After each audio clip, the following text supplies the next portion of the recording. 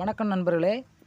இந்த பதிவில் இப்போ என்ன பார்க்க போகிறோம்னா, 2 பால் திறன் அதிகம் உள்ள 2 கறவை மாடுகள் இருக்குது. வேணுங்கிறவங்க சொல்லுங்கள். இப்போ இந்த மாடு பார்த்தீங்கன்னா சிந்து தர்பார் மாடு. இப்போ பார்த்தீங்கன்னா இது 3வது ஈத்து மாடுங்க. நல்ல பெருங்கூட்டான மாடு, ஹைட்டு வெயிட் நல்ல மாடு. வெறும் மாடுவே நல்ல ரேட்டு போகும். பார்த்தீங்கன்னா இப்போ மாட்டு தரப்பில் வந்து பார்த்தீங்கன்னா 50,000 சொல்லியிருக்காங்க மாடு.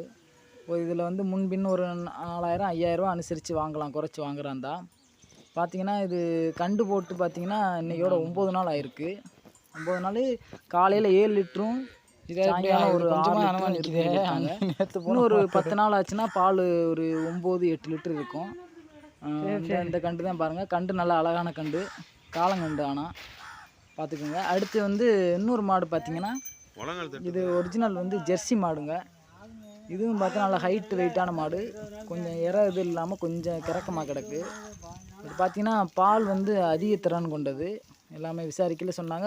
இன்னும் கண்டு போடுறதுக்கு வந்து இன்னும் 10-20 நாள் ஆகும்.